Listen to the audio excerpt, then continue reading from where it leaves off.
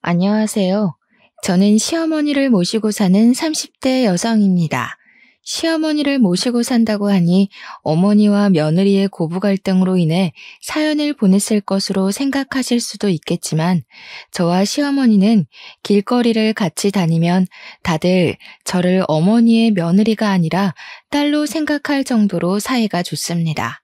주변 지인들이나 친구들 보면 시어머니 때문에 마음고생을 많이 하는 것 같던데 다행히 저와 어머니는 성격이나 생활 습관이 아주 잘 맞아서 어머니를 모시고 사는 지금 이 순간이 즐겁답니다.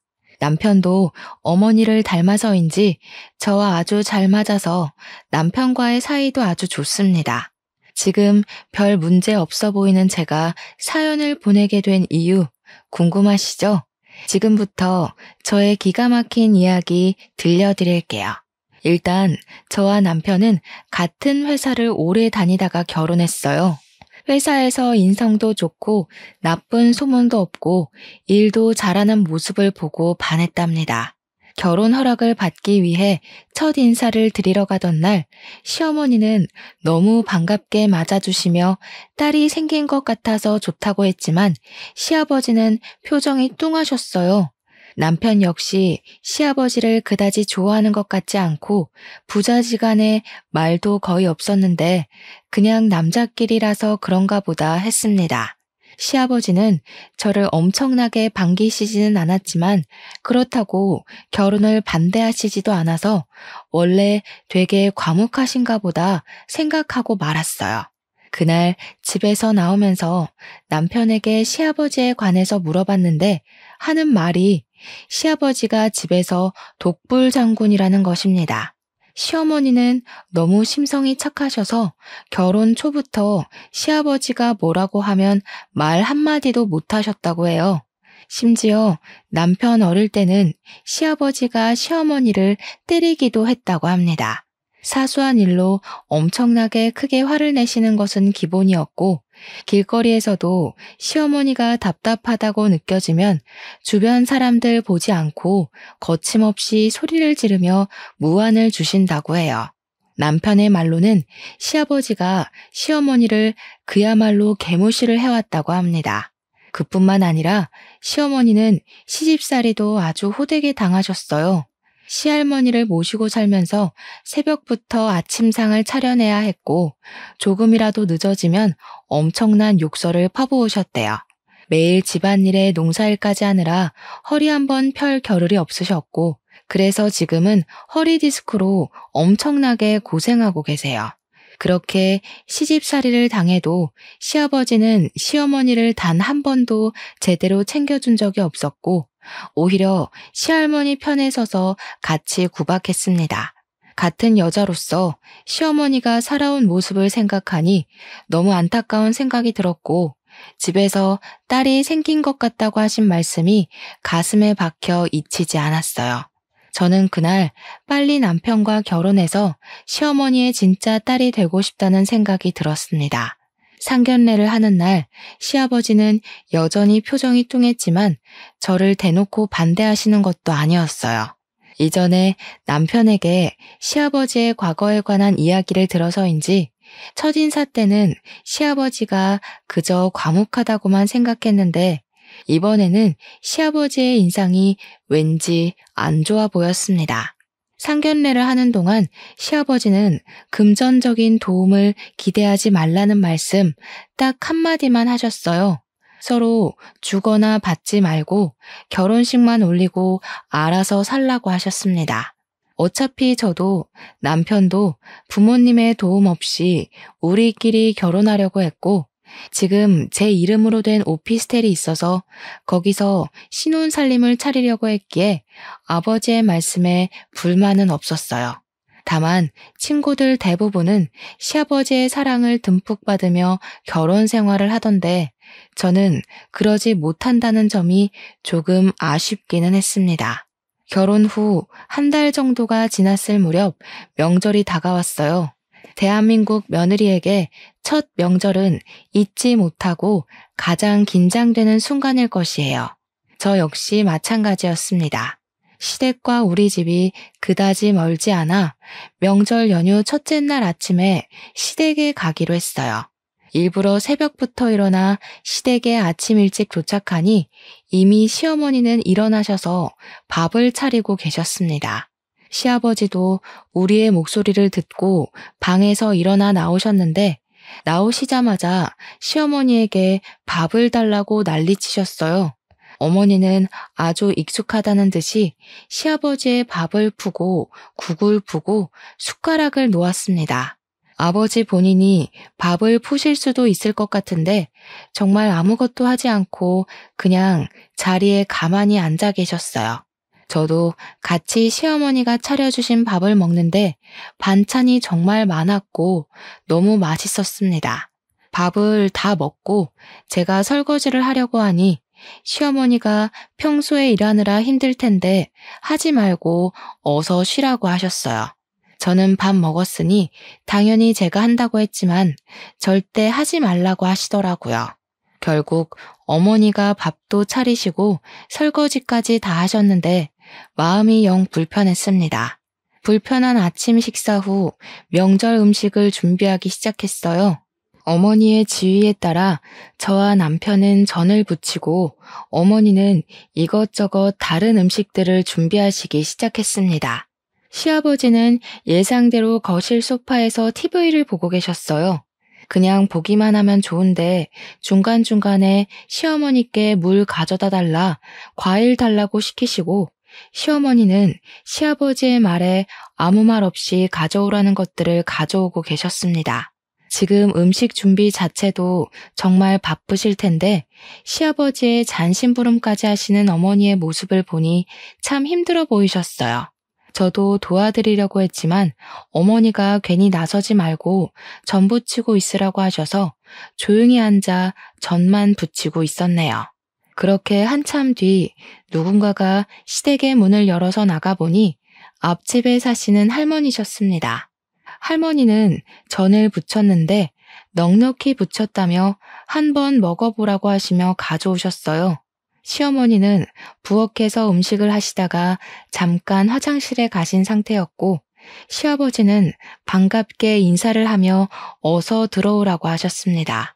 시아버지가 앞집 할머니를 보시며 아주 환하게 웃으시는데 결혼하고 처음 보는 모습에 신기하기도 하고 저런 모습으로 어머니를 대하면 참 좋겠다는 생각을 하고 있었어요. 야, 뭘 그리 멀뚱히 서 있어? 손님이 오셨는데 빨리 손님 대접해야지. 시아버지가 정확히 저를 보며 저에게 야라고 하시는데 기분이 썩 좋지는 않았습니다. 물론 나이 어린 사람한테 야라고 부를 수는 있다지만 그래도 제 이름 이예빈도 있고 며느리라는 호칭도 있는데 야가 뭔가 싶었어요. 기분이 상했지만 어찌되었든 집에 온 손님이니까 부엌에 가서 커피를 끓이고 과일을 깎고 있었습니다. 시어머니가 화장실에서 나오셔서 앞집 할머니가 오신 사실을 알고는 부엌으로 달려오시더니 저에게 과일 준비를 하고 있었냐면서 고맙다고 하셨어요. 저 사람이 화장실 다녀오느라 손님이 왔는지 모르고 이래서 나이 먹으면 아무짝에도 쓸모가 없다니까. 집에 여자가 둘이나 있는데 빨리빨리 과일 안 내오고 뭐해? 둘 다 느려 터져서는. 아버지, 사과가 저절로 깎이는 것도 아니고 좀 기다리세요. 그리 급하시면 아버지가 직접 하시면 되잖아요. 직접 하시지도 않으시면서 항상 말은 청산유수죠. 그리고 엄마한테 말 좀 예쁘게 해요. 지금 며느리도 있고 손님도 계시는데 엄마한테 그렇게까지 말해야 하겠어요? 지금 사과 다 깎았어요. 아이고, 제가 많이 늦었네요. 얼른 사과 드세요. 태민이도 어서 먹어. 시어머니는 시아버지와 남편이 싸울 것으로 보이자 사과를 후다닥 깎아서 가져가셨습니다. 며느리인 저도 있고 앞집 할머니도 있는데 시어머니를 향한 시아버지의 다그침과 호통이 참 불편했어요. 그나마 남편 덕분에 이쯤에서 끝이 나서 다행이라는 생각이 들었습니다. 시아버지는 앞집 할머니에게는 정말 상냥했어요. 세상 무뚝뚝한 시아버지가 저런 모습이 다 있었나 싶을 정도였다니까요. 시어머니는 그런 시아버지를 하나도 신경 쓰지 않고 부엌에서 계속 일을 하고 계셨고, 그러다가 점심시간이 되었습니다. 시아버지는 앞집 할머니와 다정하게 이야기를 나누다가 밥 먹을 시간이라며 어서 밥을 차리라고 시어머니에게 독촉했어요. 시어머니는 묵묵히 식탁을 닦고 반찬거리를 꺼내고 수저를 놓고 계셨고, 저 역시 시어머니를 도와 상을 차리고 밥을 푸고 국을 데웠습니다. 상이 다 차려지자 시아버지와 앞집 할머니는 나란히 자리를 잡고 앉았고, 남편 역시 자리를 잡고 앉았는데 표정이 굳어 있었어요. 지금 상황을 보면 꼭 시아버지와 앞집 할머니가 부부 같았고, 시어머니는 죄송하지만 이 집에서 일하는 가정부 같았습니다. 앞집 할머니는 시아버지 옆에 딱 붙어 앉아서 어머니의 국이 짜고 반찬은 싱겁다고 하셨어요. 요새 저 사람이 늙더니 간을 영 못 맞춰. 그래도 젊을 때는 음식 솜씨 좋아서 데리고 있었는데 이제는 늙어서 음식도 못하고 이제 내다 버려야 할까봐. 아예 이참에 저 사람 버리고 나는 우리 앞집 팔망구랑 새 살림 차릴까? 아버지, 제정신이세요? 무슨 말을 그딴 식으로 짓거려요? 그게 엄마 앞에서 할 소리예요? 야, 내가 농담도 못하냐? 어휴, 진짜 내 자식이지만 어쩜 저리 앞뒤가 꽉 막혔는지. 태민아, 그만해라. 아무리 그래도 밥상 앞에서 그렇게 어른에게 큰 소리 내는 것은 잘못된 거야. 엄마가 간을 못 맞춰서 그런 건데 뭘 그러니? 시어머니는 이 상황이 잘못된 것을 전혀 느끼지 못하시는 것처럼 보였습니다. 아니, 그냥 시아버지에 대한 일말의 기대도 없어 보였고 체념한 것 같았어요. 시어머니의 그런 모습을 보니 참 안타까웠지만 제가 대신해 드릴 수 있는 것이 없어서 참 서글펐습니다. 앞집 할머니는 밥을 먹고 그냥 가버리고 시아버지는 코앞에 할머니 집까지 굳이 데려다주고 다시 들어오셨어요. 시어머니가 상을 정리하시길래 제가 설거지를 하려 했지만 이번에도 역시 못하게 하셨습니다.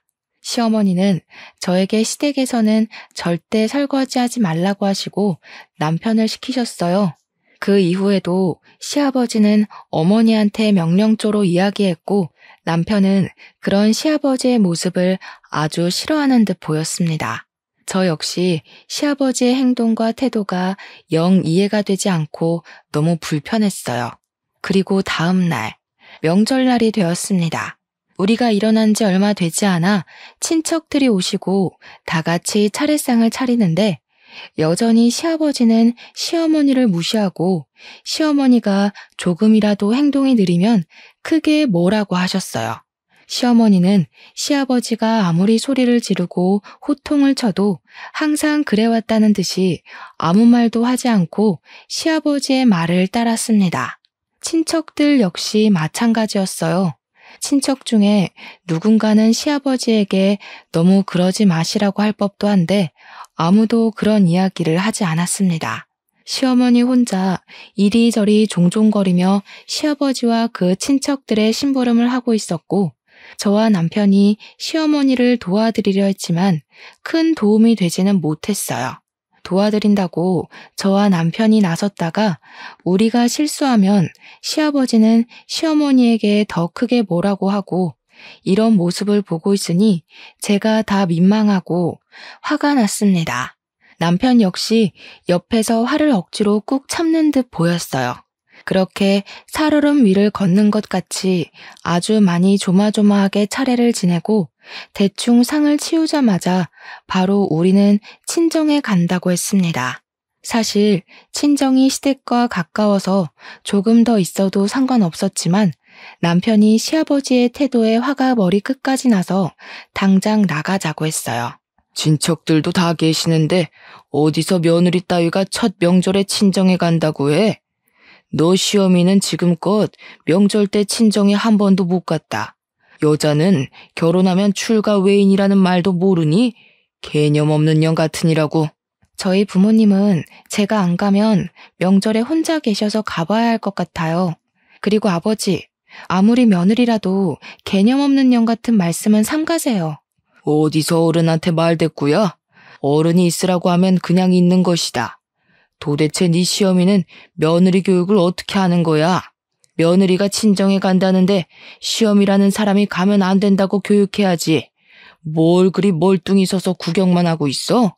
내가 진짜 어제부터 꾹 참고 있었는데 아버지 그만 좀 하세요. 아버지 옆에서 생기를 잃고 말라가는 어머니가 안쓰러워 보이지도 않으세요? 아니, 나이 먹고 이게 도대체 무슨 추태예요?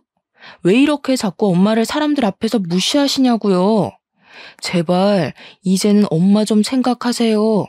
그리고 이딴 식으로 하실 거면 안 사람한테 시아비 노릇하려고 하지 마세요. 내가 뭘 어쨌다고 그러냐? 남자는 하늘, 여자는 땅. 그런 말도 몰라? 너도 마찬가지야, 이 모저리 같은 놈아. 여자한테 휘둘려서 명절날 장인 장모한테 휙 가버리는 게 말이나 되는 소리냐? 지금 여기 친척들 다 계신 거 안 보여?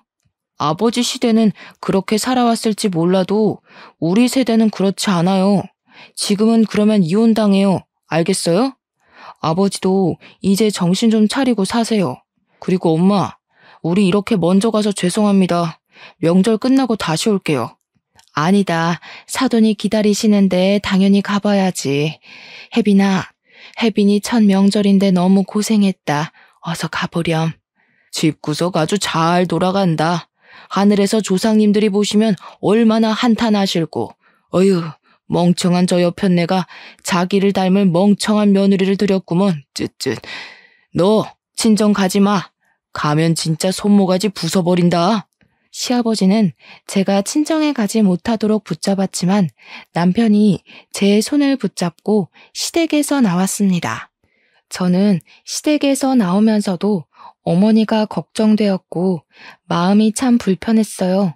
남편은 제게 이런 모습 보여줘서 미안하다고 했지만 저는 남편도 너무 안쓰러워 보였습니다. 제가 본 시아버지의 모습은 그야말로 천상천하 유아독존의 아나무인이었어요. 그런 아버지에게 사랑하는 엄마가 당하는 모습을 보며 자라는 남편은 얼마나 힘들었을지 상상이 가지 않았습니다.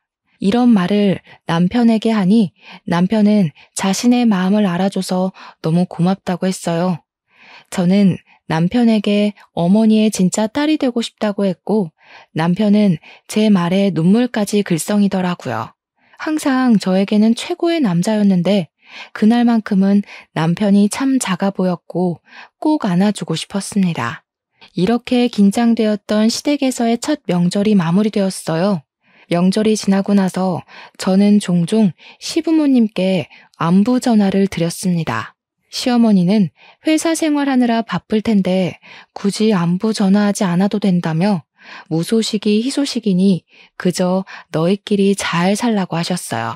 반면에 시아버지는 일주일에 한 번씩 전화하는데도 왜 한 번밖에 전화하지 않냐고 매일 전화하라고 하셨습니다. 그리고 전화 끊기 전에 꼭 하시는 이야기가 여자는 바깥일 하면 안 된다며 빨리 회사 관두고 집에서 살림이나 하라고 하셨어요. 여자가 밖에 나돌면 집안이 망한다고 하면서요. 명절 때 시아버지의 성격이 보통이 아님을 봐서 그냥 그러려니 하고 남편은 시어머니와는 종종 연락하는 것 같았지만 시아버지와는 아예 연락하지 않고 지냈어요. 그렇게 2달 정도가 흘렀습니다. 저는 회사 업무 특성상 일주일에 2번 정도는 거래처 미팅을 해요. 그날도 역시 거래처와 미팅을 하고 회사로 복귀하는데 시아버지가 누군가와 함께 식당에서 밥을 먹고 계시더라고요. 친구와 식사를 하시나 하고 자세히 보니 시아버지 앞에 웬 여자가 앉아 있었어요. 한눈에 딱 보아도 시아버지보다 꽤 어려 보였는데 시아버지가 음식을 먹다가 입에 뭘 묻히자 그 여자는 손으로 직접 닦아주고 있었습니다. 직접 식당으로 들어가서 이게 무슨 상황인지 확인해보고 싶었지만 운전 중이었고 빨리 회사로 들어가야 하는 상황이라 일단 사진만 찍어두었어요. 그리고 그날 저녁 퇴근 후 남편에게 사진을 보여주며 혹시 이 여자가 누군지 아느냐고 물었습니다. 남편은 모르는 사람인데 왜 그러냐고 하길래 아까 회사로 복귀하면서 봤던 장면들을 남편에게 이야기했어요. 남편은 일단 무슨 상황인지 한번 알아보겠다고 했습니다. 며칠 후, 금요일이 되었어요. 그날은 저녁에 친구들과 모임이 있어서 퇴근 후 남편은 먼저 집으로 들어가고 저는 시내로 향했습니다. 친구들도 다들 회사원이라 퇴근하고 모이니 저녁 7시가 되었더라고요. 우리는 원래 자주 가던 고깃집으로 들어갔는데 그곳에 시아버지와 그때 본 여자가 있었어요. 나는 바로 시아버지에게로 가서 인사를 한 후 이분은 누구시냐고 물어보았습니다. 시부는 아주 당당하게 애인이라고 하는데 아무 거리낌 없이 이야기하셔서 순간 제가 잘못 들은 줄 알았어요. 그래서 다시 물었습니다. 젊은 게 귀가 먹었나? 애인이라고 애인. 애인 몰라? 진짜 애인이요? 어머니는 어쩌시고 애인이세요? 어머니도 이 사실 아세요? 알든 말든 내가 무슨 상관이야? 그리고 지금까지 그 고리타분하고 멍청한 여자랑 살면 됐지. 내 노후까지 그년이랑 같이 살아야 해? 저는 이 상황이 너무 당황스러운데요. 어떻게 아버지가 어머니한테 그러실 수가 있으세요? 저 사실 남편에게 과거에 아버지가 어머니한테 어떻게 하셨는지 다 들었어요. 그런 어머니를 어떻게 이렇게 배신하세요? 어머니의 마음은 생각해보지 않으셨어요? 너도 태민이를 닮아서 아주 앞뒤가 꽉 막혔구나. 얘야, 요새같이 급변하는 시대에는 말이다. 조강지처가 있어도 다른 여자를 볼 수도 있는 법이란다. 오피스 와이프인가 그런 말도 있잖아.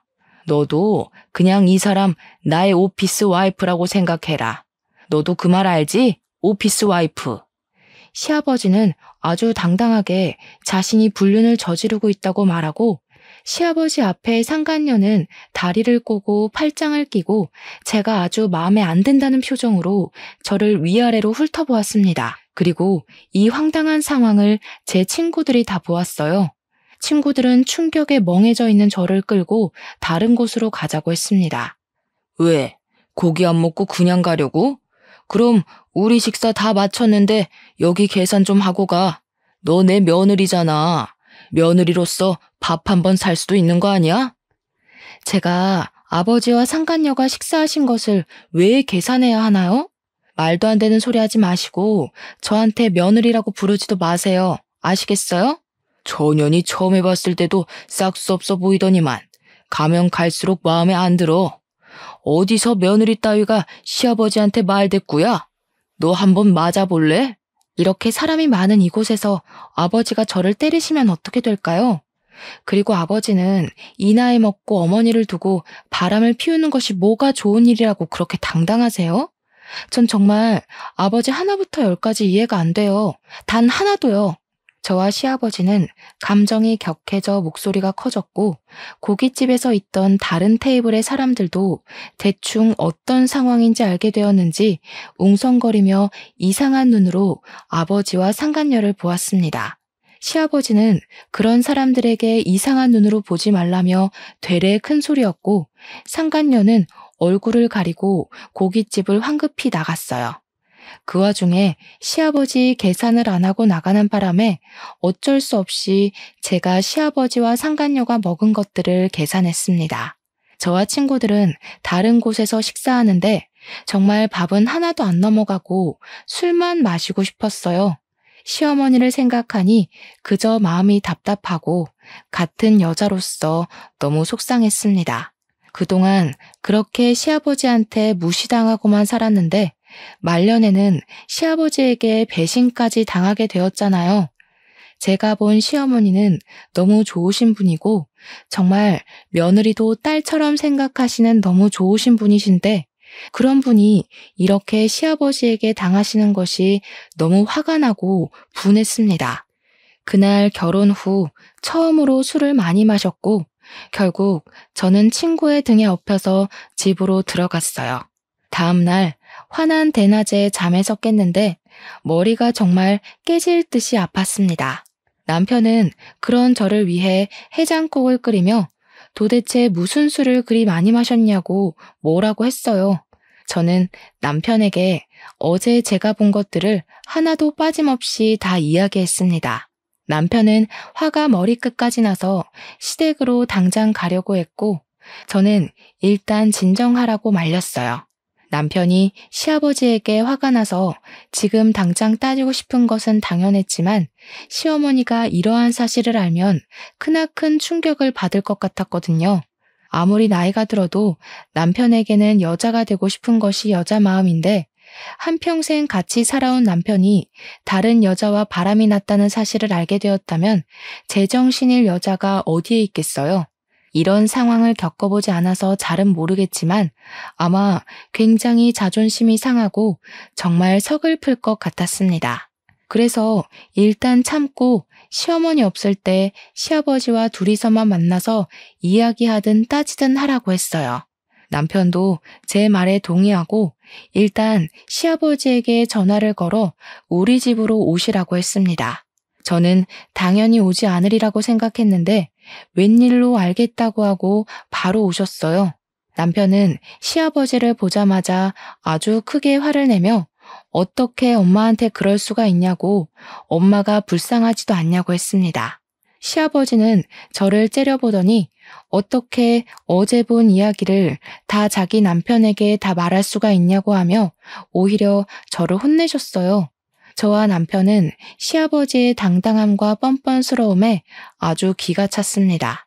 남편은 당장 상간녀와 헤어지라고 하고 시아버지는 내가 진짜 사랑하는 사람이라고 하며 못 헤어진다고 하셨어요. 그리고 시아버지는 이런 이야기할 거면 다시는 집으로 초대하지 말라고 하며 씩씩거리며 나갔습니다. 저는 시아버지의 모습에 너무 화가 났어요. 저도 이리 화가 나는데 평생을 본 남편은 얼마나 화가 날까 싶었습니다.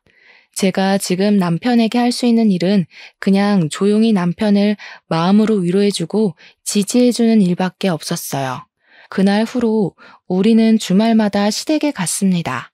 마음 같아서는 매일 가서 시아버지의 폭언으로부터 시어머니를 보호하고 싶었지만 회사 때문에 그러지 못했고 대신 주말마다 가서 시어머니의 말벗이 되어드리고 시아버지가 시어머니에게 뭐라고 하면 우리가 막아드렸어요. 시어머니는 시아버지를 정말 사랑했습니다. 시아버지가 나갈 때마다 운전 조심하라고 신신당부를 하셨지만 시아버지는 그런 시어머니의 말을 엄청 귀찮게만 생각했어요. 그렇게 시어머니가 준비해준 옷을 입고 시어머니가 차려준 아침밥을 먹고 시아버지는 주말마다 한껏 꾸미고 나갔습니다. 아마 상간녀를 만나러 가는 것 같았어요. 솔직히 제 마음 같아서는 그 뒤를 쫓아가 당장 상간녀 머리털을 다 뽑아버리고 이 모든 사실을 시어머니께 말씀드리고 싶었습니다. 그래서 시아버지와 시어머니를 이혼시키고 어머니를 모시고 살고 싶었어요. 그러나 시아버지의 불륜 사실을 알게 되면 시어머니께서 큰 충격을 받으실 것 같아 말을 차마 할 수가 없었습니다. 그러던 어느 날 남편과 제가 함께 거래처 갔다가 복귀하는데 상간녀와 그녀의 아들로 보이는 사람이 길을 걷는 것을 보았어요. 그 아들은 근처 중학교 교복을 입고 있었는데 회사에서 친하게 지내는 동료의 아들과 같은 중학교였습니다. 저는 남편에게 저 사람이 그때 시아버지와 같이 있던 여자라고 이야기했어요. 남편은 일단 그 둘의 사진을 찍었고 차를 근처 주차장에 세운 뒤 그들의 뒤를 밟았습니다. 상간녀는 회사 근처의 오래된 빌라에서 살고 있었어요. 두 모자가 집으로 들어가려고 할 때 우리는 그들을 불러 세웠는데 상간녀 아들의 교복에는 이진호라는 명찰이 있었습니다. 상간녀는 처음에는 무슨 일이냐고 하다가 제 얼굴을 보고 소스라치게 놀라며 자기 아들에게 얼른 집으로 들어가라고 했어요. 남편은 상간녀의 아들이 들어가자마자 우리 아버지랑 도대체 무슨 생각으로 만나고 있냐고 했습니다. 상간녀는 저번에 고깃집에서 만날 때는 다리 꼬고 팔짱 끼고 아주 거만한 자세로 있더니 이번에는 자기 아들이 있어서 그런지 쩔쩔매는 모습이었어요. 상간녀는 자신의 남편이 사고로 몇 년 전에 죽고 너무 외롭고 힘들어서 만났다고 하며 얼른 헤어지겠다고 했습니다.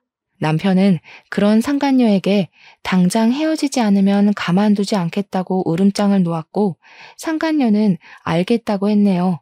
그리고 회사로 복귀한 후 회사 동료에게 사진을 보여주며 아들에게 이진호라는 친구를 아느냐고 물어봐 달라고 했어요. 회사 동료의 아들과 상간녀의 아들이 베스트 프렌드였고 그래서 상간녀 아들 이진호의 연락처까지 알 수 있었습니다.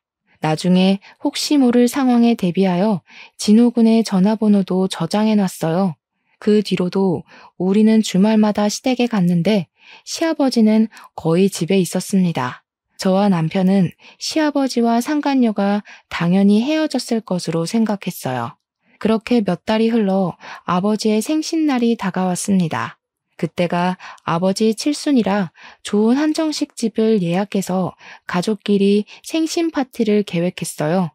솔직히 남편과 저는 그냥 조용히 집에서 미역국이나 끓여 먹고 싶었지만 시어머니가 그래도 아버지 칠순인데 아무것도 안 하면 동네 사람들이 손가락질한다고 해서 어쩔 수 없이 했습니다.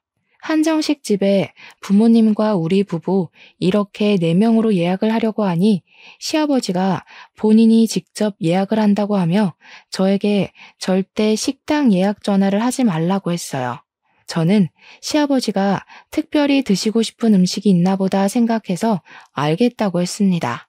생신 당일, 저와 남편이 먼저 식당에 도착해서 아버지 이름으로 예약했다고 하니 식당 직원분이 5분으로 예약한 것 맞으시냐고 물었어요. 제가 우리는 성인 4명인데 왜 5명이냐고 잘못하신 것 아니냐고 했더니 분명히 5분으로 적혀 있다고 하며 확인해 보겠다고 했습니다. 그러면서 직원분이 일단 예약된 룸으로 들어가라고 안내해 주셔서 저와 남편이 먼저 예약된 룸으로 들어가고 잠시 뒤에 시부모님이 오셨어요. 저는 시아버지에게 4명인데 왜 5명으로 예약하셨냐고 물었습니다.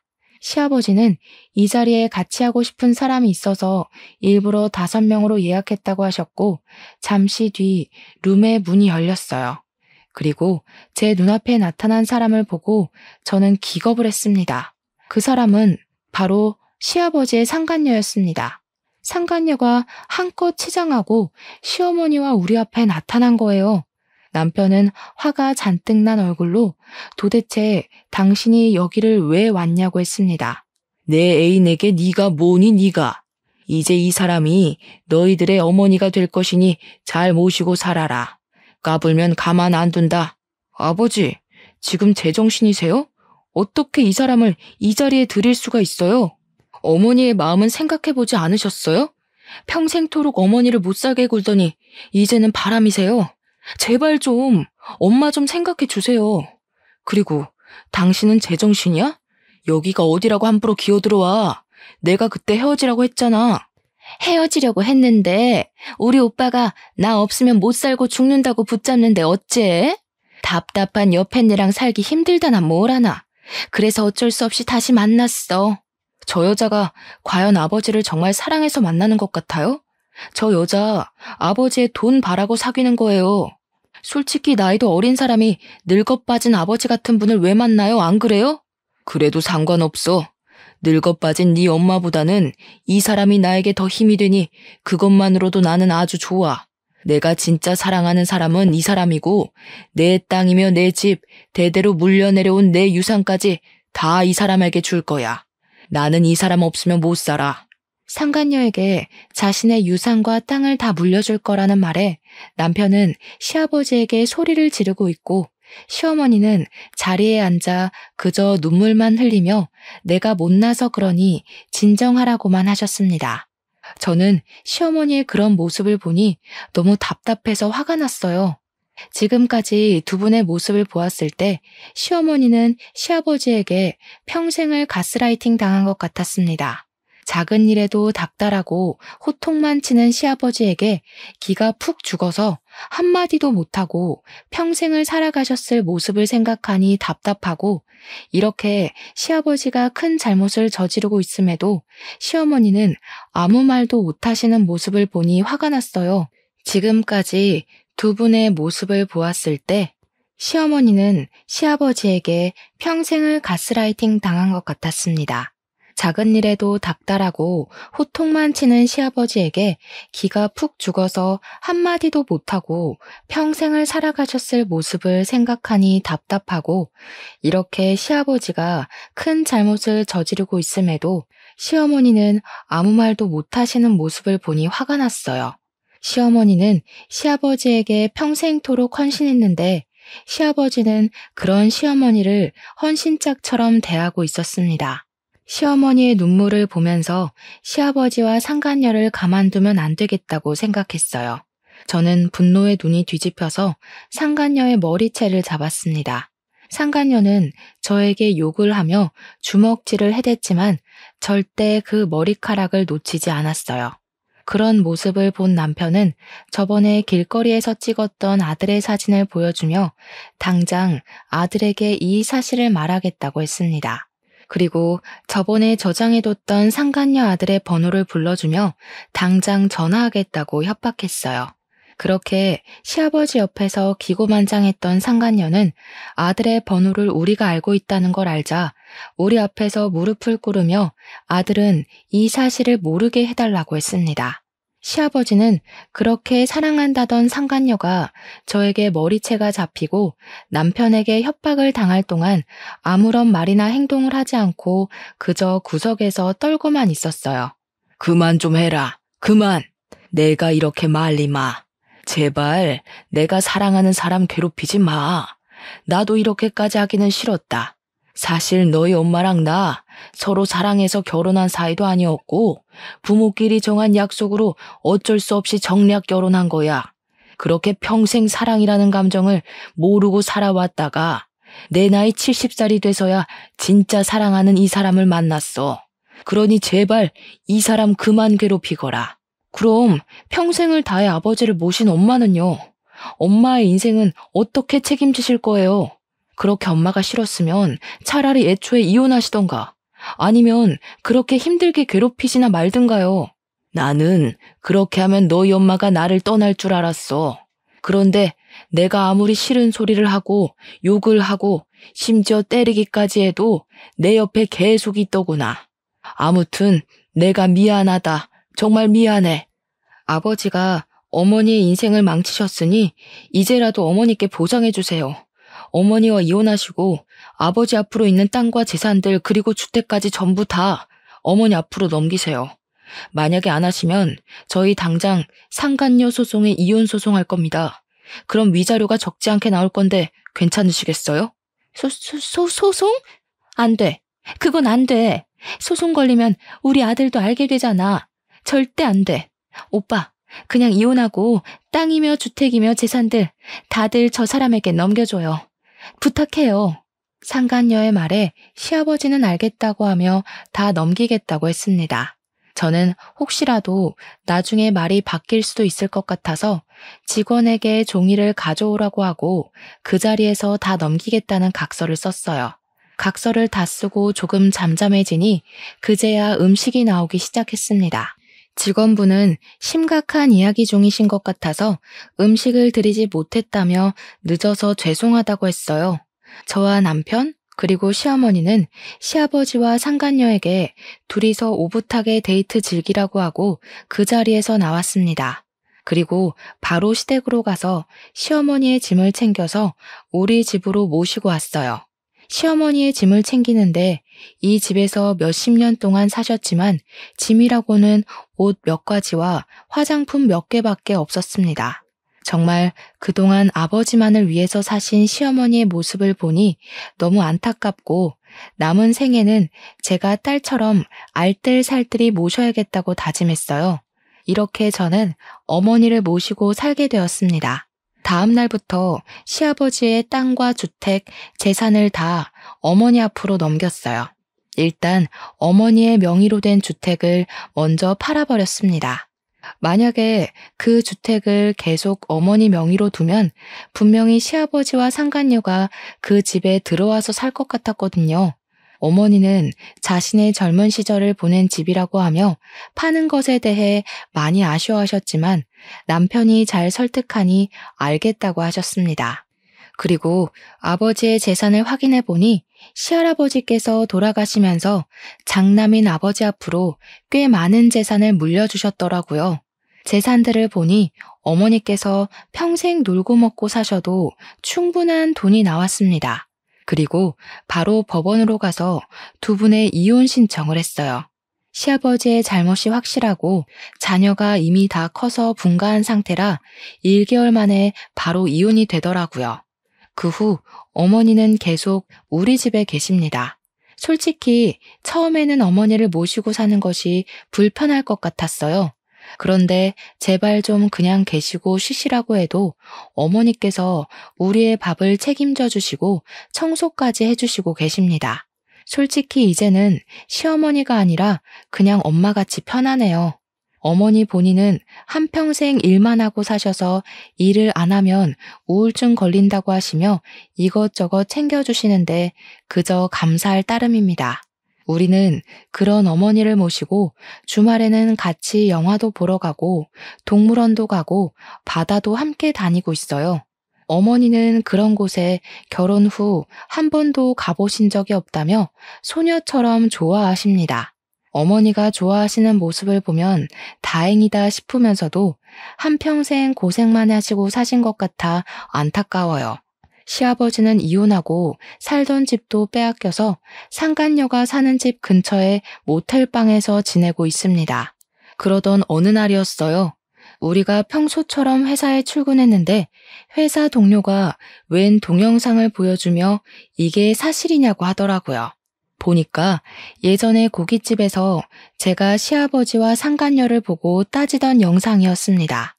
다행히 저의 얼굴은 나오지 않고 시아버지와 상간녀의 얼굴이 제대로 찍혀 있더라고요. 당시 고깃집에 있던 손님이 동영상을 찍었고 이 동영상이 여기저기 퍼지면서 회사 동료들까지 알게 되었습니다. 이 동영상으로 인해 상간녀와 시아버지는 불륜을 저지른 사람들로 동네에 소문이 나서 집에서 나오지도 못하고 다니고 어쩌다가 나오면 손가락질을 받고 있어요. 상간녀의 아들 역시 정상적인 학교 생활을 하지 못하고 결국 자퇴까지 하게 되었다고 합니다. 한창 예민할 상간녀의 아들에게는 피해주기 싫었는데 그 소식을 들으니 조금 안타까웠어요.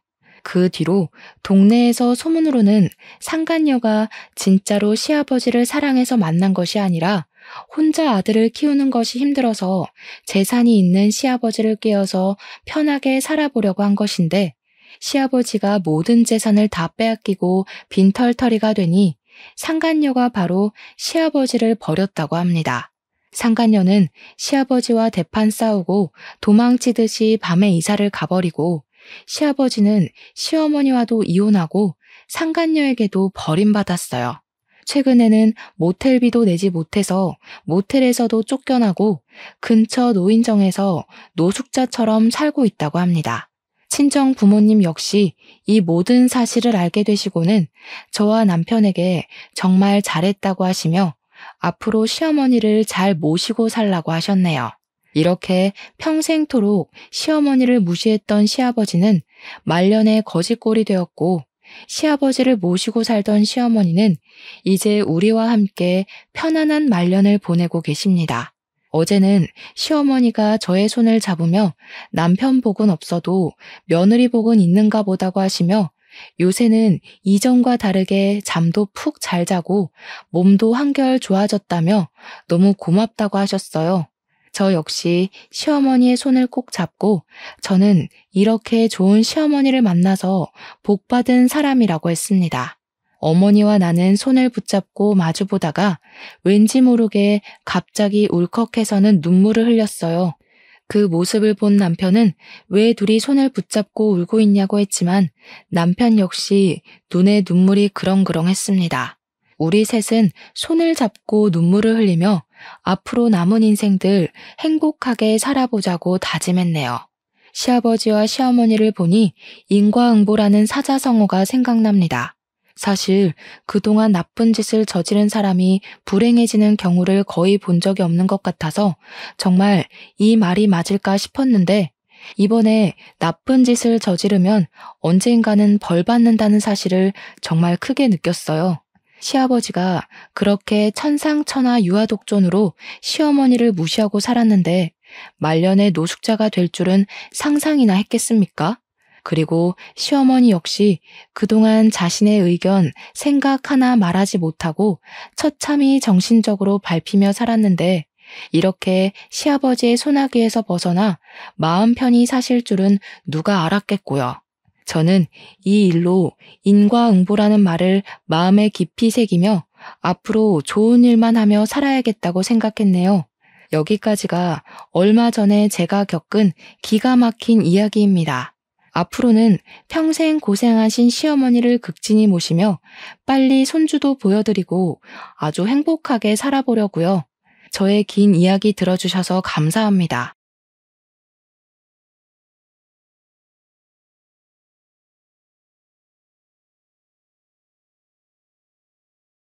안녕하세요.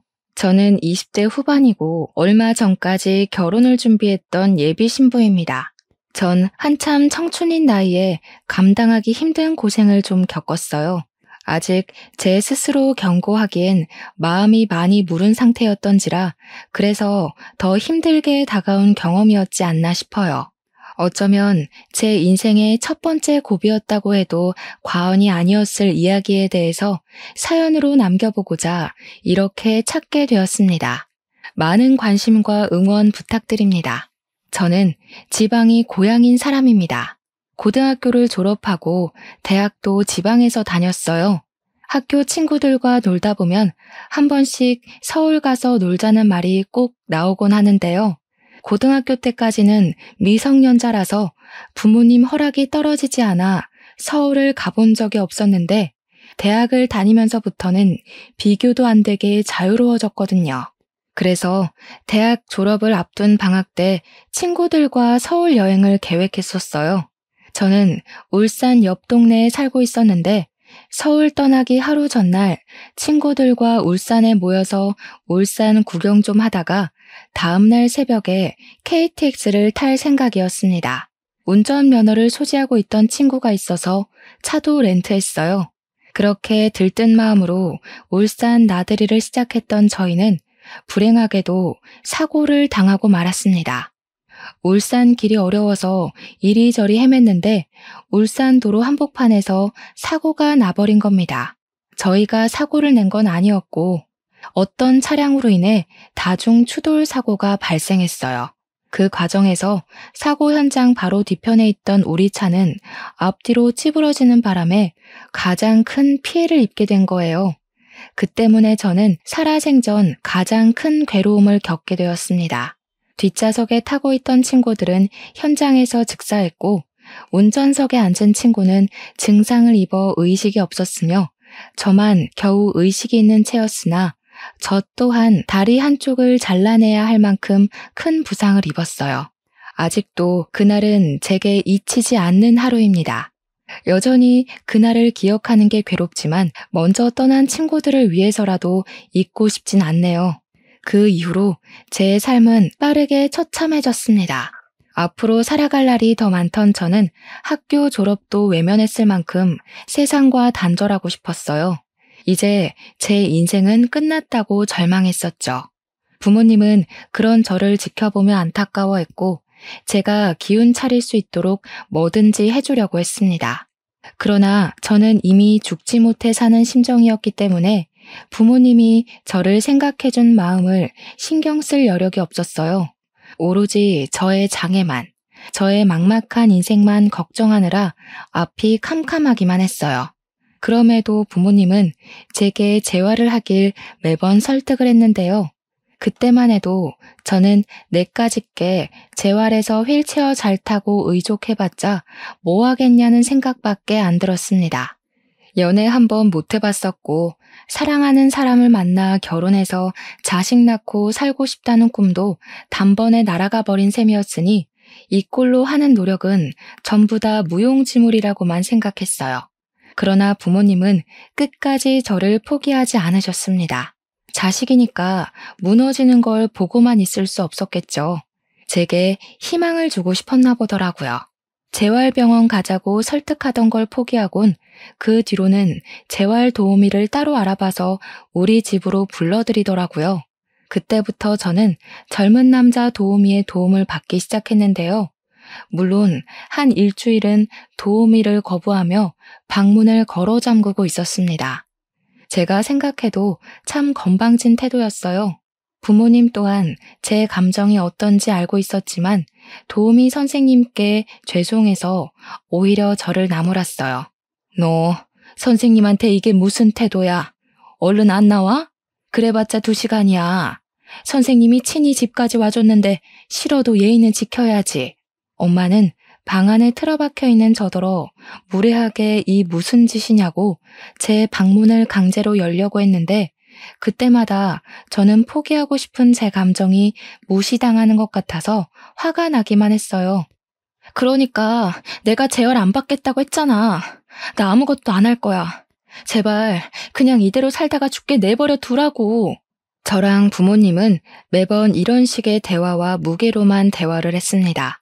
매일같이 날이 서 있는 저와 그걸 받아주는 게 지쳐 보이는 부모님 사이에서 인내를 갖고 고운 말이 오가는 건 상당히 정신력을 요하는 일이었죠. 그런데 그걸 도우미만이 이해해줬어요. 도우미는 제가 만나주지 않는데도 일주일 내내 우리 집을 방문해줬고 돌아가고 나면 항상 제게 편지를 남겼습니다. 처음엔 엄마가 그 편지를 전해줄 때 받지도 않았고 읽지도 않았어요. 엄마가 알아서 처리하라고 하는 말에 편지는 제 책상에만 쌓여갔습니다. 그런데도 그걸 버리지는 못하겠더라고요. 아무래도 제가 뼛속 깊이까지 나쁜 년은 못 되어서 그랬나 봅니다. 어쨌든 사람들과 연락도 끊고 미래에 대한 희망도 없이 죽을 날만 손꼽아 기다리는 삶을 살았는데요. 언제부터인가 편지가 자꾸 시선에 거슬리더라고요.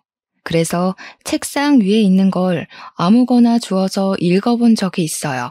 그 편지 안에는 주로 도우미의 가정 환경과 인생에 대한 내용들이었습니다. 그땐 내 인생보다 힘든 사람은 없다고 생각하던 때라서 남의 인생사 따위 궁금하지도 않았고 위로해줄 마음도 없었어요. 제가 어디 누구를 위로할 만한 처지인가요? 그래서 읽지 않으려고 했으나 하필 제 눈에 걸린 한 사연 때문에 그동안 밀어놨던 편지를 전부 읽었습니다. 그건 바로 장애를 가진 동생이 있다는 사연 때문이었어요.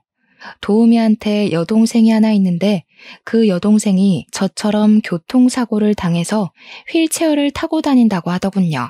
도우미 여동생은 2다리를 잃었다고 했어요. 여동생 나이는 저보다 어렸는데 그 대목이 저를 많이 돌아보게 해주었습니다. 도우미 선생님은 동생 때문에 재활 도우미가 되었다고 했는데 그 사실이 제가 가지고 있던 경계심을 풀어주었고 도우미 선생님한테 동질감까지 느끼도록 했어요. 그렇게 마음의 문을 열고 도우미와 처음 마주한 건 딱 일주일이 지난 후였습니다. 그때부터 저는 재활을 시작했고 도우미의 다정하고 자존감 높여주는 가르침 덕분에 세상을 바라보는 부정적인 관점이 차츰 변해갔어요. 그동안은 보지 못했던 희망이 느껴지자 숨통이 트이는 기분까지 들었어요. 그렇다 보니 저도 모르게 도우미 선생님께 갈수록 더 의지를 하게 되었고 도우미 선생님께 고마운 걸 넘어서 사적으로 마음까지 흔들려 버렸습니다. 제가 도우미 선생님을 좋아하게 되었다는 걸 깨닫자마자 저는 제 마음이 선생님한테 피해가 될까봐 숨겼어요.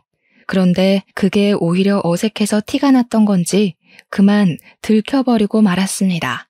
연애를 한 번도 못 해봤던 저는 도우미 선생님께 죄송하다는 말로 고백을 해버렸어요. 고백을 하는데 죄송하다니. 제가 생각해도 누추하고 찌질한 멘트였습니다. 많이 곤란하시죠? 그만두고 싶으시면 그러셔도 돼요. 지금까지도 선생님 덕분에 많이 밝아져서 혼자 병원 다닐 수 있을 것 같아요. 최대한 도우미 선생님 마음이 안 불편하길 바래서 태어난 척 애쓰며 인심을 베풀었던 건데 저는 그날 선생님으로부터 뜻밖의 말을 들었어요. 도우미 선생님 또한 제게 마음이 있다는 걸 표현해 주는 거 아니겠습니까? 내가 눈치가 없었네요. 먼저 고백을 했어야 하는 건데. 세희 씨처럼 예쁘고 똑똑한 사람이 저 같은 걸 남자로 봐줄 리 없다고 생각해서 용기를 못 내고 있었어요. 이럴 줄 알았으면 차이더라도 용기 내볼 걸 그랬나 봐요. 저한테 세희 씨는 참 과분한 사람이에요. 세희 씨에 비하면 저 한참 부족한데 괜찮을까요? 도우미 선생님은 정말 장애에 대한 인식이 없는 사람이었어요. 그건 지내면서 알고 있었지만 고백을 돌려받는 그 순간 다시 한 번 더 느꼈습니다. 저와 도우미는 그렇게 말도 안 되는 전개로 사귀게 되었어요. 생각보다 서로 더 잘 맞고 많이 좋아해서 결혼까지 약속한 예비 부부가 되었죠. 저는 예비 신랑을 만나고부터 바깥에 나가는 게 덜 무서워졌어요. 차 소리만 들어도 흠칫 떨곤 했는데 이젠 차에 올라타는 것에도 공포가 많이 줄었습니다.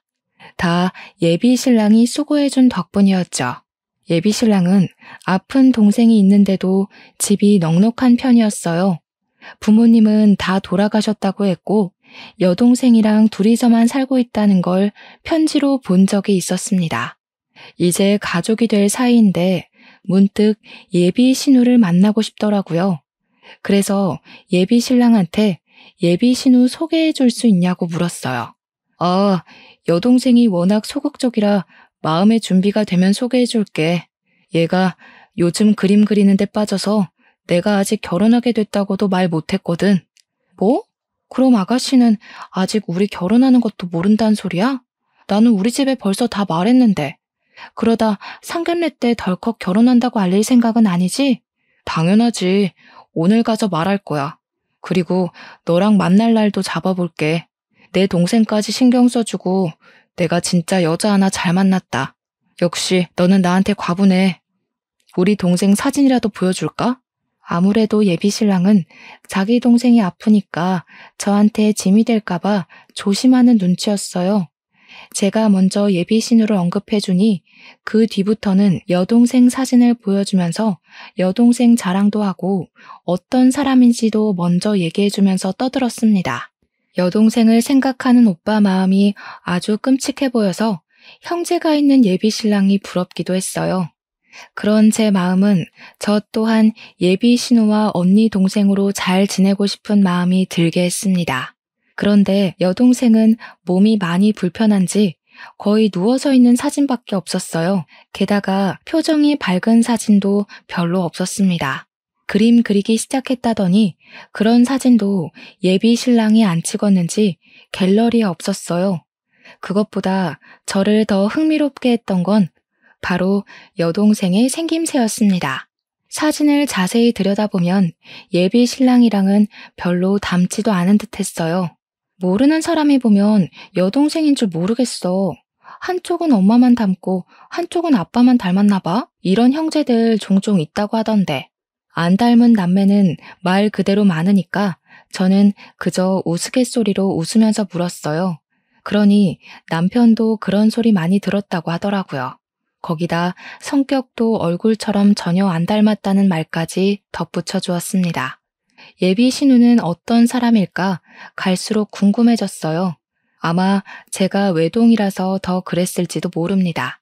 아무튼 저는 예비 신랑이랑 만나면서 정말 많은 대접과 호의를 받았어요. 우리 형편에 누리기 어려운 선물도 받아봤고 비싼 곳에서 식사도 했습니다. 저는 그런 예비 신랑을 보면서 느낀 것이 참 많았어요. 사람을 사랑하는 마음에 장애 정도는 아무런 방해가 되지 않는다는 걸 알았고 저는 여전히 제 불편한 다리가 부끄러웠던 적이 몇 번 있는데 정작 예비 신랑은 그런 건 아무 상관없다는 듯 저를 좋아해 주는 게 정말 본받아야 되는 점이라는 것 또한 깨달았습니다. 그런 예비 신랑을 보면서 제 마음은 더 커져만 갔어요. 예비신랑은 주는 걸 좋아하는 덕에 저더러 부담 느끼지 말고 받기만 하라고 했으나 저도 예비신랑을 사랑하는 사람으로서 예비신랑한테 뭐라도 해주고 싶었어요. 그래서 엄마에게 부탁해 제 선에서 마련할 수 있는 선물을 준비했습니다. 제게 늘 고가의 선물과 식사만 대접하는 예비신랑이었지만 저는 그럴 만한 형편이 안 되기 때문에 정성을 담은 키링으로 준비를 했어요. 예비신랑의 이니셜까지 새긴 수제 키링이었습니다. 예비신랑이 주는 것만큼은 못해도 무려 10만 원이나 되는 키링이었어요. 그걸 준비한 날 저는 예비신랑이 근무 중인 재활병원을 찾아갔습니다. 저는 예비신랑과 결혼을 약속한 후부터 저 혼자 힘으로 예비신랑이 있는 병원까지 가서 재활을 받기 시작했어요. 예비신랑이 데리러 오겠다고 했는데 제가 제 힘으로 가고 싶다고 해서 예비신랑이 기특하게 봐줬습니다. 그래서 선물을 준비한 그날에도 어김없이 혼자 택시를 이용하고 사람들의 도움을 받아 병원에 갔죠. 갔더니 예비신랑이 자리에 없길래 직원들에게 어디 갔냐고 물어봤어요. 직원들은 저와 예비신랑의 관계를 알고 있어서 예비신랑이 잠시 전화하러 비상구로 갔다고 바로 알려주었어요. 재활실에서 기다려도 되긴 한데 비상구에 있는 겸 둘만 있는 곳에서 선물을 주고 싶은 마음에 저는 휠체어를 끌고 비상구로 향했습니다. 비상구는 문이 열려 있었어요. 바로 1층에는 사람이 없었고 좀 위층에서 예비신랑의 목소리가 들려왔습니다. 결혼하기 전에 주애 먼저 처리해야지. 엄마도 주애 챙기는 거 귀찮을 거 아니야. 그러니까 아빠가 애초에 한 방에 보냈으면 귀찮게 돈 안 들었을 거잖아. 무조건 나 결혼하기 전에는 정리되어 있어야 해. 안 그럼 동시에 처리해야 되는데 너무 들킬 위험이 크다고. 저는 그 자리에서 차마 기척을 내지 못했어요. 감히 제가 끼어들면 안 될 것 같은 분위기의 대화라고 생각했거든요. 그리고 또 통화 내용에서 제가 알면 안 될 것 같은 부분도 있었어요. 예비신랑이 언급했던 주애라는 이름은 남편이 여동생이라 칭했던 이름이란 건 알겠는데 예비신랑이 엄마라고 말했던 건 이해가 안 되더라고요. 엄마라뇨. 예비신랑에겐 엄마가 없는걸요. 게다가 결혼하기 전에 뭘 처리해야 한다는 건지 도통 알 수 없는 통화 내용뿐이었습니다. 결국 저는 예비신랑을 기다리지 못하고 조용히 후진을 했어요. 그리고 재활실에서 얌전히 예비신랑을 기다렸습니다. 예비신랑을 기다리는 내내 비상구에서 엿들었던 통화 내용만 생각하고 있었어요. 나중에 예비신랑과 만나서 반갑게 인사를 해도 제 머릿속에선 그 통화 내용이 떠나질 않았습니다. 그래도 저는 예비신랑을 수상하게 보고 싶지 않았어요. 그날 유심히 살핀 예비신랑의 태도는 언제나 그랬듯 제게 잘해줬고 평상시와 다를 바가 없었습니다. 그 때문에 제가 뭔가 오해한 것이라 생각하고 넘겼어요. 그렇게 저는 괜한 걱정을 했다는 생각에 살짝 올라왔던 불안감을 가라앉혔습니다. 예비신랑이 퇴근한 후 같이 저녁밥 먹을 때 제가 준비했던 키링 선물을 줬어요. 그랬더니 예비신랑이 너무 고맙다고 눈물까지 보여서 찝찝했던 제 마음은 아예 사라져버렸습니다. 그러나 그날 들었던 불안감은 결코 예사의 직감이 아니었다는 걸 깨달은 날이 있었어요. 그건 예비신랑한테 받기만 하던 제가 예비신랑의 마음으로부터 용기를 얻어 저 또한 표현하기 시작했을 때였습니다. 늘 예비신랑이 저를 찾아왔었는데 그날도 제가 예비신랑한테 연락 안 하고 근무 끝나는 시간에 맞춰 찾아갔었습니다. 예비신랑이 나오는 걸 보고는 깜짝 놀래주려고 몰래 뒤따라갔는데 예비신랑이 또 누군가랑 통화를 하고 있더라고요. 깜짝 놀라게 해주기 적절한 상황이라 생각했던 저는 개구진 마음으로 다가갔는데요. 그때였어요. 예비신랑이 쓰레기통에 무언가를 버리는 걸 보고 저는 휠체어를 세웠습니다. 그건 바로 제가 예비신랑한테 차키 달라고 사줬던 키링이었어요. 당황스러웠습니다. 그래서 멀어지는 예비신랑 뒷모습만 멍청하게 바라보다가 끝내 쫓아가지도 못하고 쓰레기통으로 향했어요. 쓰레기통을 뒤졌더니 역시나 제가 준 선물이 맞더라고요. 이니셜도 예비신랑의 것이었고요. 그는 분명 제가 준 선물을 눈물까지 보이면서 고마워했던 사람입니다. 대체 왜 버린 건지 예비신랑의 행동이 이해가 안 갔어요. 그렇게 혼란스럽던 순간 휴대폰으로 예비신랑한테서 전화가 왔는데요. 받았더니 예비신랑의 목소리는 역시나 상냥했습니다. 어디냐고 묻는 물음에 저는 병원 앞에 있다고 했고 예비신랑은 제가 마중 왔다는 것이 기쁘다며 들뜬 마음을 표현해줬어요. 갔던 길을 되돌아온 예비신랑은 저를 보고 엄청 환하게 웃으면서 손을 방방 흔들었습니다. 그 모습을 보는데 예비신랑은 평소와 같은 모습일지라도 저는 좀 다르게 느껴졌어요. 예비신랑의 저런 진심에 늘 감동을 받았었는데 그날따라 예비신랑의 웃음이 좀 무섭게 다가오더라고요. 그렇다고 티를 내지는 않았습니다. 예비신랑을 향해 무서운 기분이 들자 일단은 조심해야 될 것 같았거든요. 예비신랑과 저녁 먹으러 자리를 이동하는데 키링을 버린 사건 때문인지 계속 예비신랑의 차키밖에 안 보였어요. 결국 저는 무언가에 홀린 듯 키링에 대해서 묻고 말았습니다. 내가 준 선물이 마음에 안 들었어? 키링 안 달았네. 마음에 안 들면 바꿔줄게. 영수증 있어서 적은 금액으로 교환할 수 있어. 마음에 안 들기는 누가 준 건데 안 예쁠 리가 없지. 자기가 준 선물이라 아껴놓고 싶어서 집에 있어. 차키 같은 곳에 달면 빨리 상하잖아. 그래도 달라고 준 건데 집에만 놔두면 뭐해. 쓰레기통 신세나 되지. 원래 그런 건 사주면 해주는 신용이라도 보여야 되는 거야. 자기 서운했구나. 알았어. 내가 예쁜 상자에 꼭꼭 감춰놨으니까 오늘 집에 가서 바로 달고 사진 보내줄게. 화 풀어. 예비신랑은 유려한 거짓말로 저를 달래주었습니다. 그리고 이후에도 예비신랑은 키링을 달지 않았어요. 한날 다시 물어봤더니 잃어버렸다고, 정말 미안하다고 사죄를 하는 거 있죠. 너무 충격적이었어요. 제가 만약 키링을 버리는 장면을 목격하지 못했다면 예비신랑의 새치혀에 멋모르고 넘어갔을 겁니다. 이게 거짓말이라는 걸 아니까 그동안 제가 놓쳤던 거짓말은 더 없는지 왠지 돌아보게 되었어요. 생각은 꼬리에 꼬리를 물어서 결국 예비신랑이 내게 관심이 아니라 의도를 갖고 접근한 건 아닌가 하는 황당한 생각도 했습니다. 그만큼 예비신랑의 뻔뻔한 거짓말을 직접 확인한 게 충격이었어요. 생각이 많아진 저는 다음 데이트 때에 어떠한 결심을 했어요. 예비신랑이 어떤 사람인지 알아보고 싶었습니다. 그래서 예비신랑이랑 밥을 먹기로 했을 때 예비신랑이 식당 안에 자리가 있는지 보려고 혼자서만 차를 내린 적이 있었어요.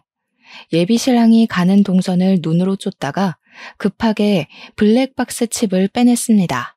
어쩌자고 그랬는지 몰라요. 약간 충동적인 행동이었습니다.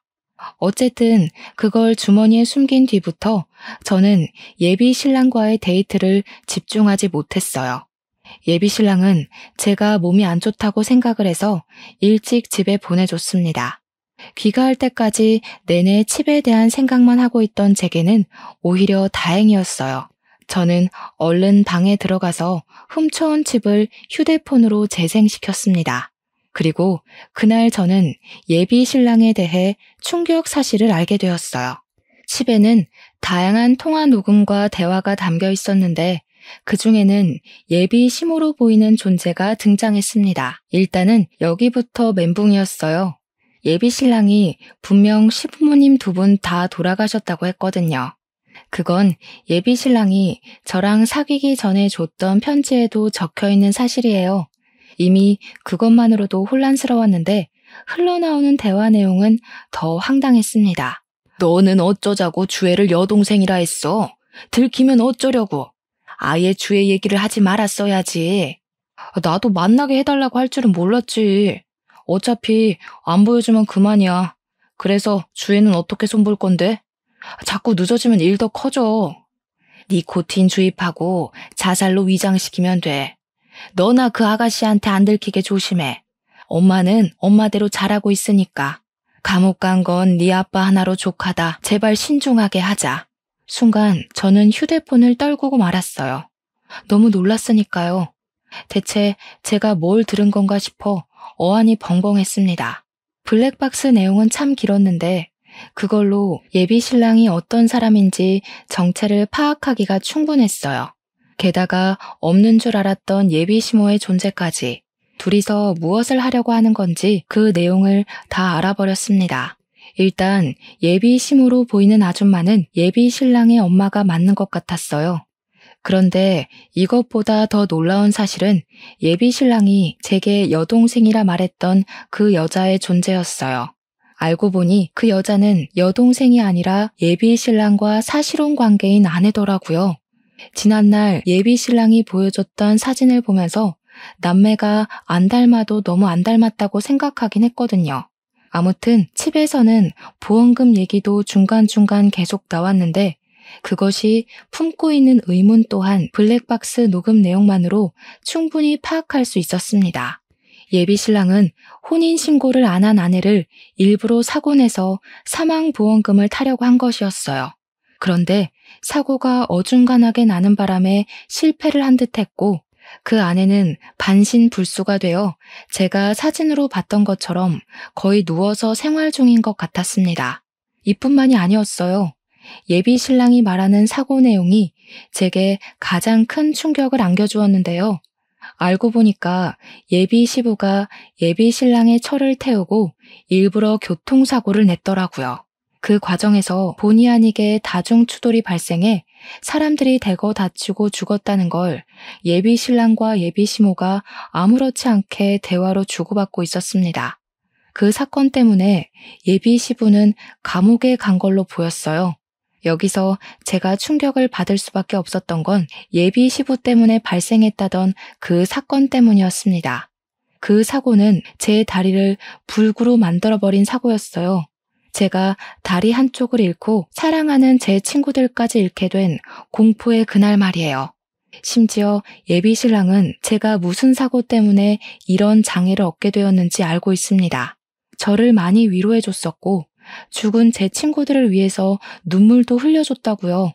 그런데 그런 짓을 꾸민 사람이 예비 신랑이고 그의 가족이 한 짓이라니. 그 끔찍한 일이 예비 시댁 때문에 일어난 일이라는 걸 알아버린 저는 순식간에 두려움에 휩싸였어요. 그때부터 거의 반 미쳐서 울기 시작했고 무슨 정신으로 녹화 내용을 들었는지 모르겠습니다. 듣자 하니 예비 시모는 겨우 살아난 예비 신랑의 아내를 관리하느라 숨어 지내는 것 같았어요. 그리고 예비 신랑은 돈이 필요해서 또 다른 사망보험금 해줄 여자를 찾는 것 같았습니다. 그게 바로 저였어요. 이제 제 차례였던 겁니다. 예비 신랑은 다리 불편한 제가 다른 일반인보다 자살로 위장시키기 쉬운 존재라고 생각하고 도우미를 자원했을 거예요. 뒤늦게 생각해보니 예비 신랑이 제게 끔찍하게 잘해주고 사랑해줬던 태도가 아주 잘 이해되었습니다. 저한테 의도를 갖고 있었기 때문에 잘해줬던 거였어요. 그리고 또 예비 신랑이 저보고 혼인신고는 1년 뒤에 하자고 했었거든요. 그게 마치 나를 위한 것처럼 자기를 1년간 지켜보고 내 남편이 될 자격이 충분하다고 보이면 그때 혼인신고를 허락해달라고 하길래 정말 그런 마음인 줄로만 알았습니다. 그런데 그게 아니라 이혼 이력 안 남기고 사망보험금 타려는 수작이었던 거예요. 생각한 것 이상으로 너무 기가 막혔고 화가 났고 그런 놈이 좋다고 해벌쭉했던 제 스스로가 수치스러웠습니다. 절대 용서하지 않겠다고 마음을 먹었어요. 여기서 제가 과거처럼 무너지고 좌절만 한다면 예비 시댁에 잡혀있을 예비 신랑의 아내가 위험한 상태였어요. 제 친구들을 죽이고 제 인생을 2번이나 짓밟은 그들로부터 잡혀있는 아가씨를 꼭 구해주고 싶었습니다.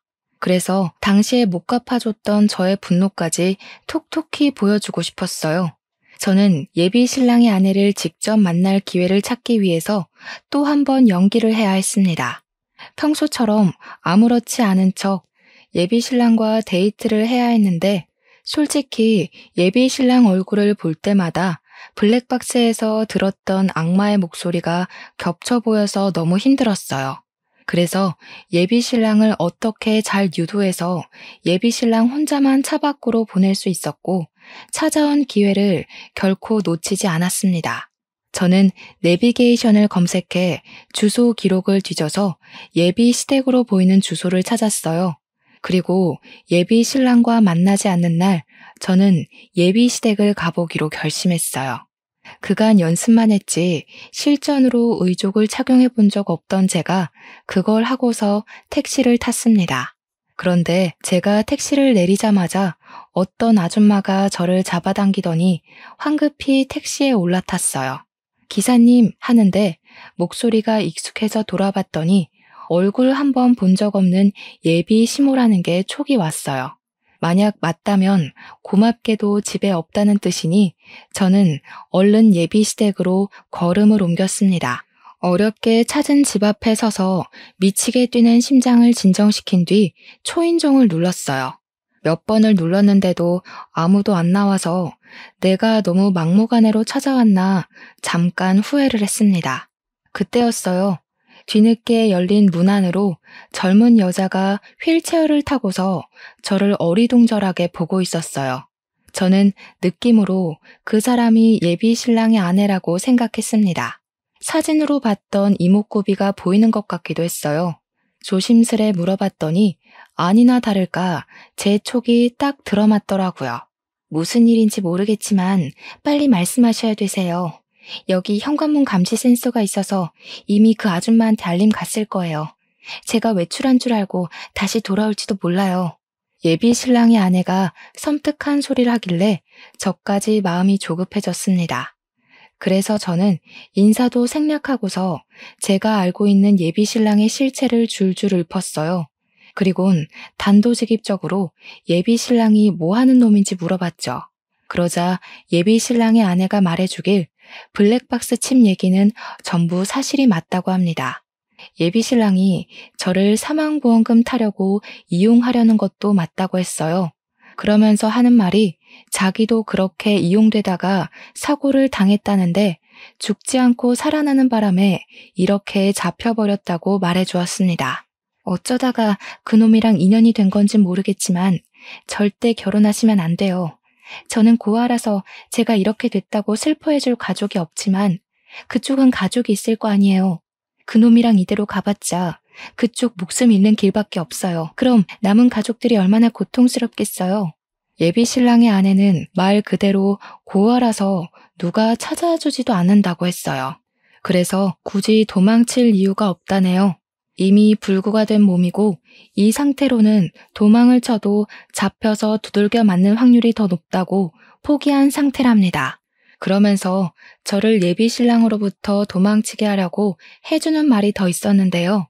예비 시댁의 이 말도 안 되는 횡포가 한두 번이 아니라는 겁니다. 예비 신랑의 아내가 첫 번째가 아니래요. 그녀도 이 집에 잡혀 들어와 알게 된 사실인데 예비 시댁은 상습적으로 사망보험금을 노리면서 살아온 파렴치한 놈들이라고 하더라고요. 얼마나 많은 여자들이 있었는지는 잘 모르겠어요. 근데 확실한 건 그 전에 여자들이 있긴 있었고 그 여자들 전부 이 집 사람들 때문에 죽었다는 거예요. 전부 자살로 위장을 한 것 같더라고요. 못된 사람들이 운도 참 좋지. 거만이랑 보험회사를 무사히 통과해야 했나 보더라고요.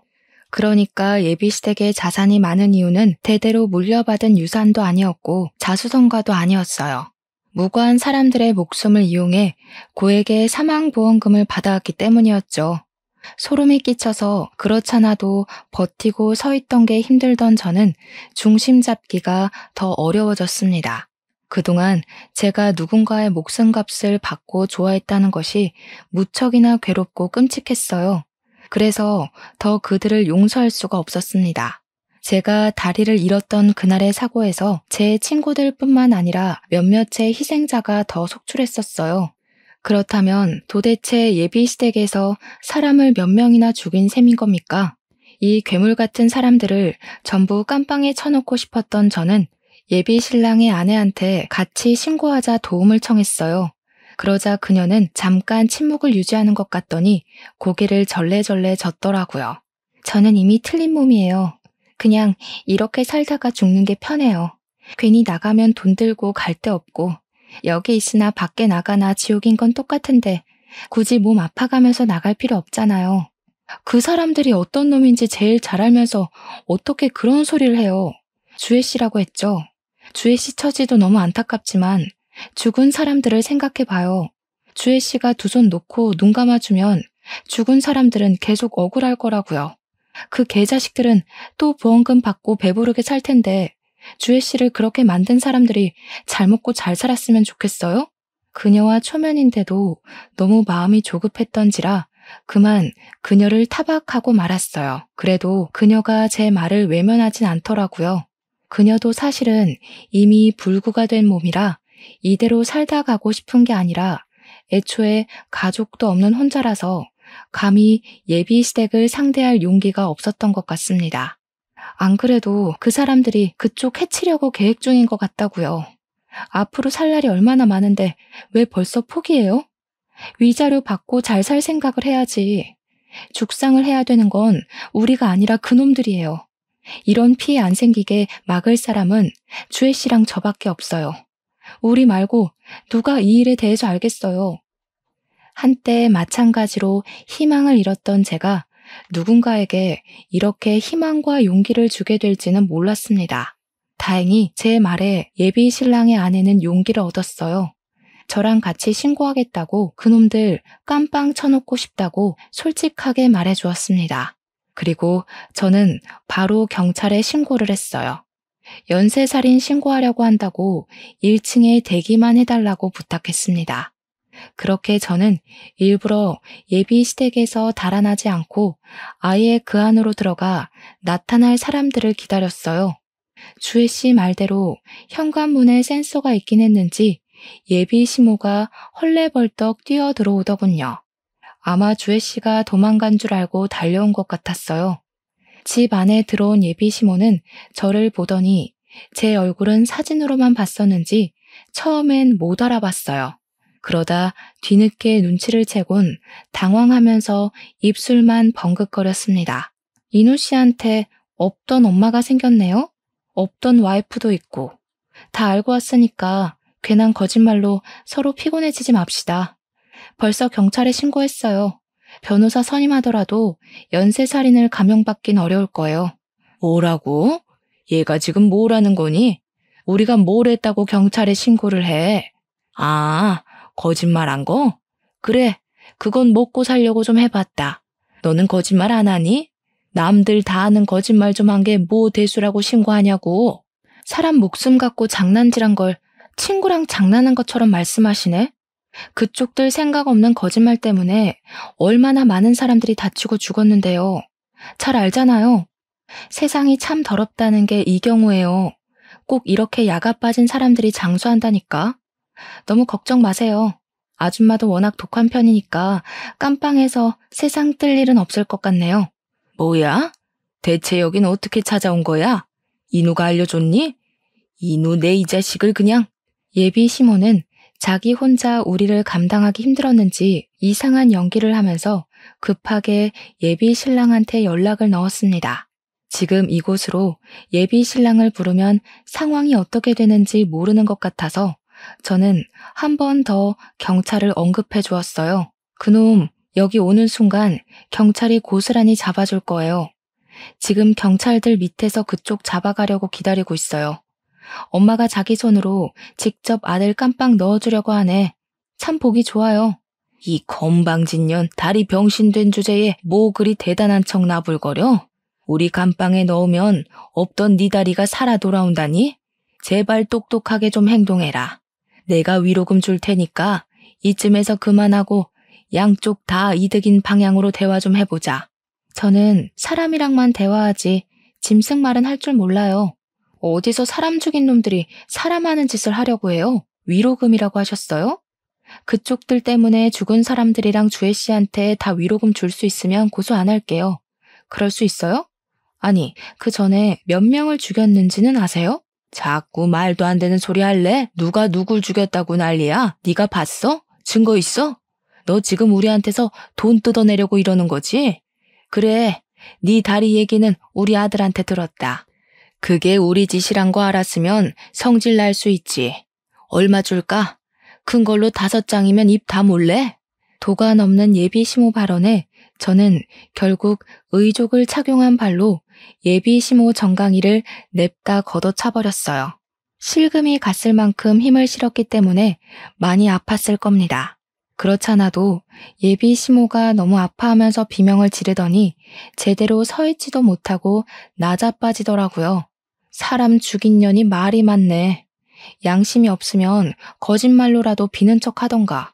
하긴 살인자한테 그런 걸 기대한 내가 바보지.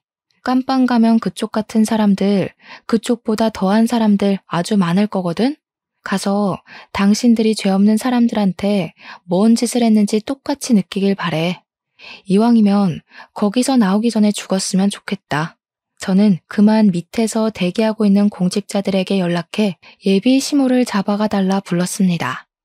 119는 주혜 씨가 이 집을 나설 수 있도록 이동을 도왔고 경찰은 예비 시모를 연행했어요.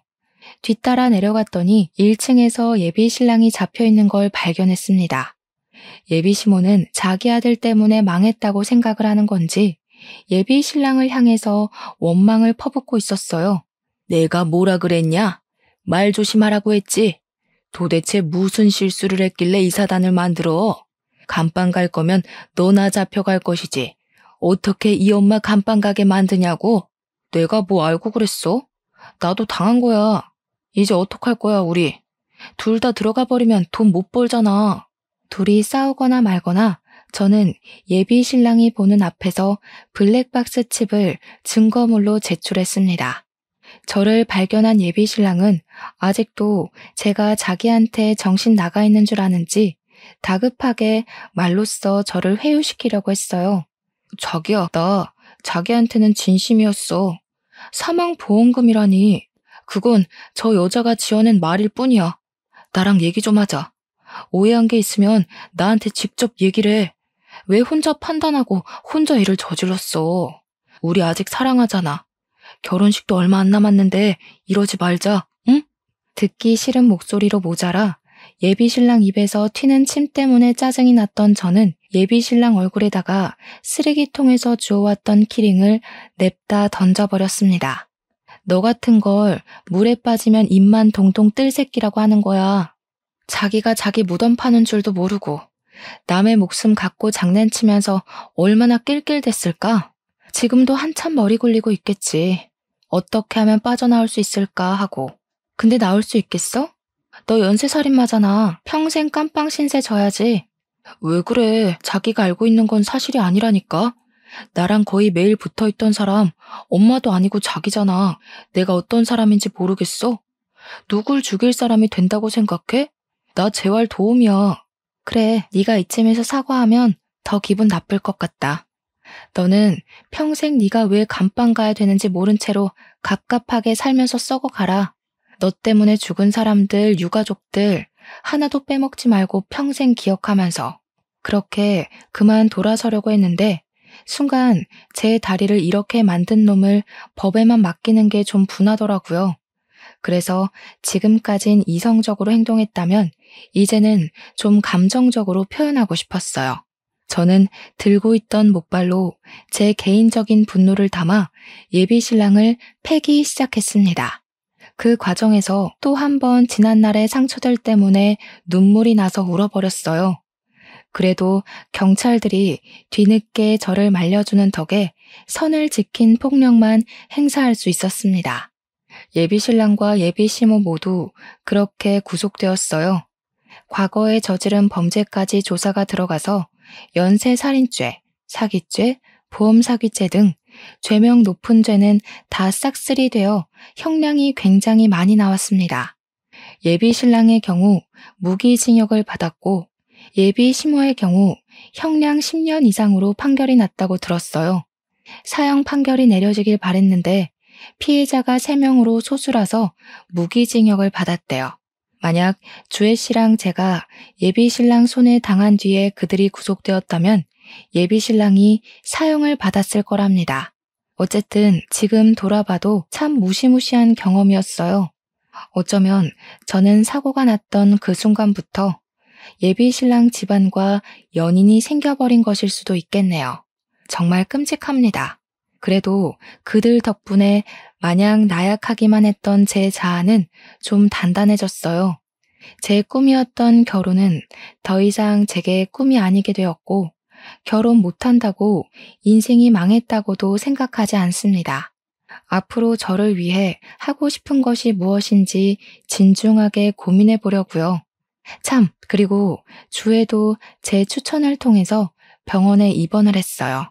제대로 치료받기 시작했는데 같은 재활병원을 등록하면서 저랑 친구로 잘 지내고 있습니다. 예비 신랑이 주애가 저보다 어리다고 얘기를 했었는데 알고 보니 저랑 동갑이더라고요. 그 썩을 놈의 여파를 잠깐 또 경험을 한 것이 얼마나 찜찜하던지. 어쨌든 저는 친한 친구를 사고로 잃는 바람에 친구가 없었고 다리를 잃어서 새 친구를 사귈 기회도 없었는데 주애랑 이렇게 친구가 되어서 이것 또한 좋은 인연이라고 보고 있어요. 서로 같은 아픔을 갖고 있으니 더 좋은 친구로 지낼 수 있지 않을까 싶습니다. 부모님도 주애 사정을 알고는 저보다 더 주애를 챙겨주고 있어요. 먹고 싶은 거 사주고 예쁜 액세서리나 옷도 제 것을 선물해 줄 때 주애도 꼭 같이 챙겨줬죠. 당연히 생일 선물뿐만 아니라 명절까지도 주애를 우리 식구처럼 대우해 줬습니다. 한때 다리 불편한 것 때문에 부모님께 불효막심한 태도를 많이 보였는데 저랑 주애 챙겨주시는 두 분을 보니 과거의 제 행동이 정말 어리석었다는 걸 느끼고 있어요. 앞으로는 부모님 속 안 썩이고 효도하면서 살 겁니다. 저는 제 사연이 참 섬뜩하다고 생각하는데 다들 어떻게 들으셨는지 모르겠어요. 부디 여러분들의 인생에는 좋은 사람들만 가득했으면 좋겠습니다.